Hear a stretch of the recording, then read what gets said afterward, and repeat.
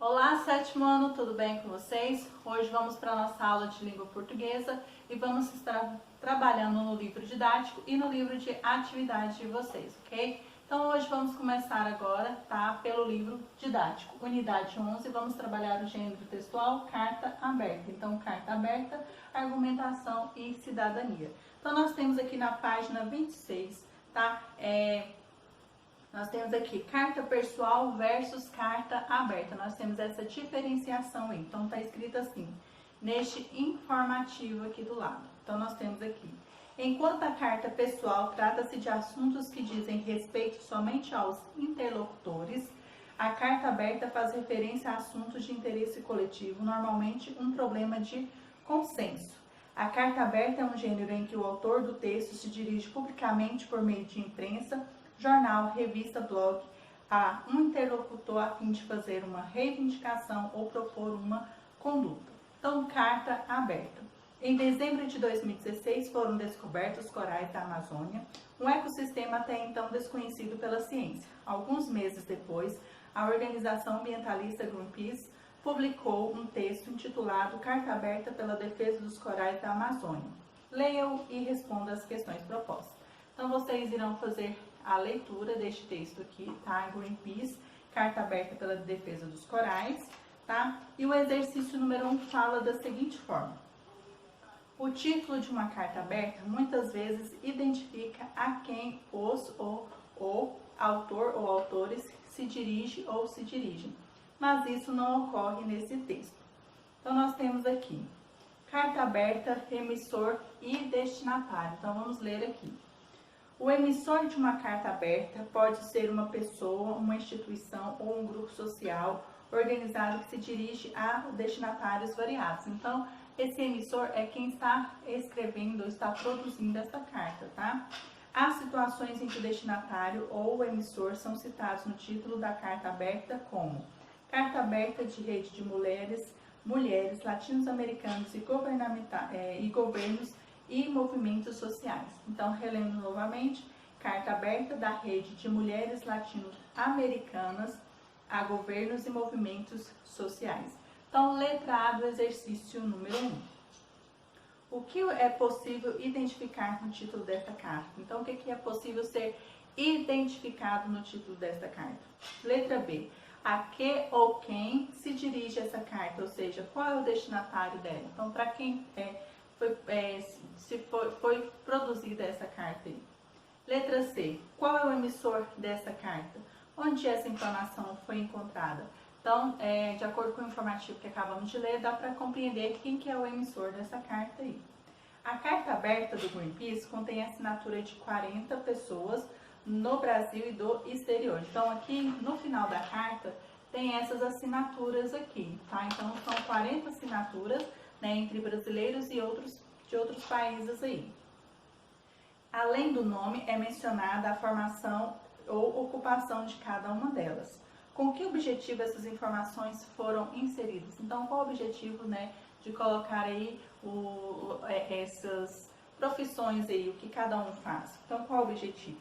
E agora aqui nós vamos ler esse outro informativo aqui embaixo, que fala assim, ao mesmo tempo que defende um posicionamento, a carta aberta visa atingir e influenciar um público maior. Por isso, a divulgação por meio da imprensa e de redes sociais.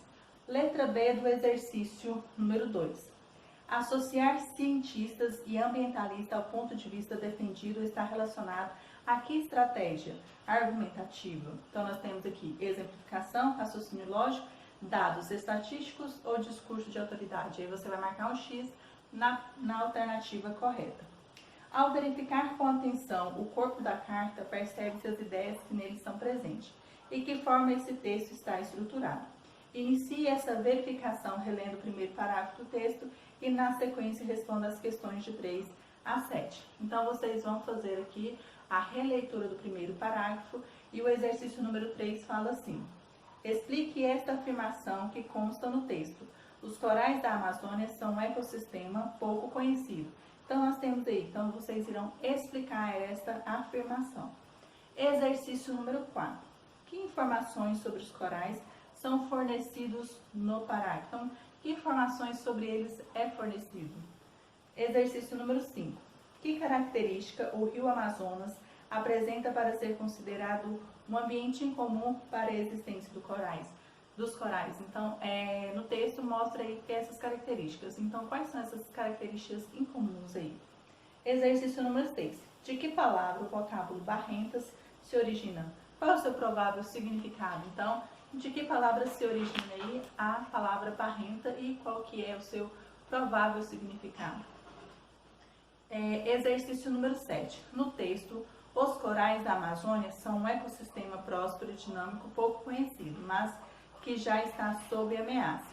São apresentadas duas ideias organizadas em duas orações. Letra A. Que orações são essas? Então, desse trecho que acabamos de ler, quais são essas duas orações? Letra B. Elas são sintaticamente dependentes ou independentes? Aí você vai dizer se elas são dependentes ou independentes. Letra C. Que palavra conecta as duas orações no período? Então, qual é o conectivo que está ligando essas duas orações? Letra D.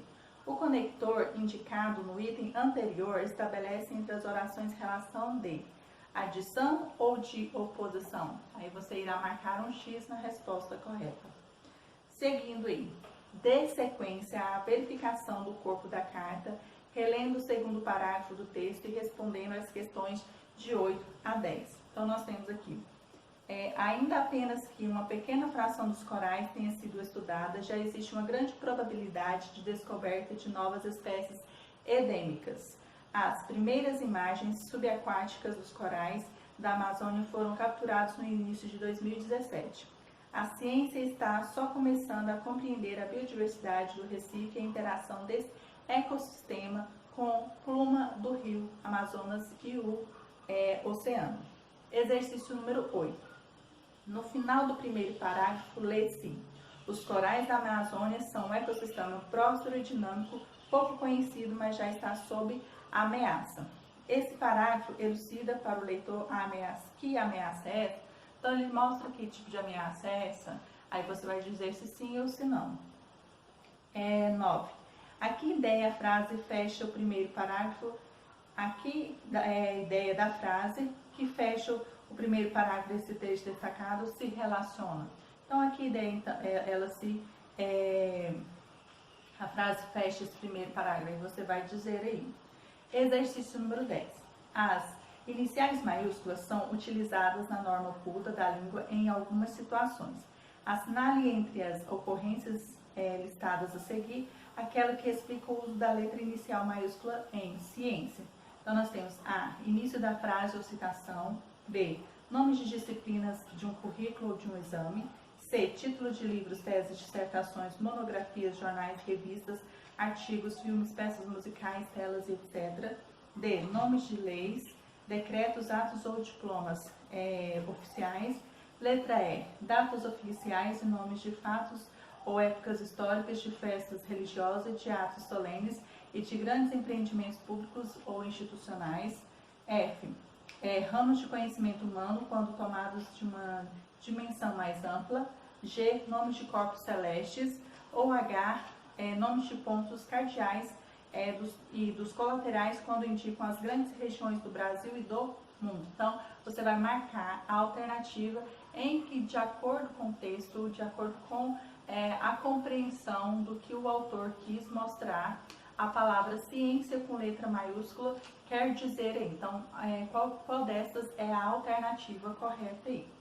Prosseguindo, releia o terceiro parágrafo do texto e responda as questões de 11 a 19. Então, vocês irão ler aqui os exercícios propostos hoje, vai até o exercício número 15, ok? Então, vamos lá, exercício número 11, vocês farão aí, tá? A leitura do parágrafo e o exercício número 11 fala assim: o que ameaça os corais da Amazônia? Então, o que está ameaçando os corais da Amazônia?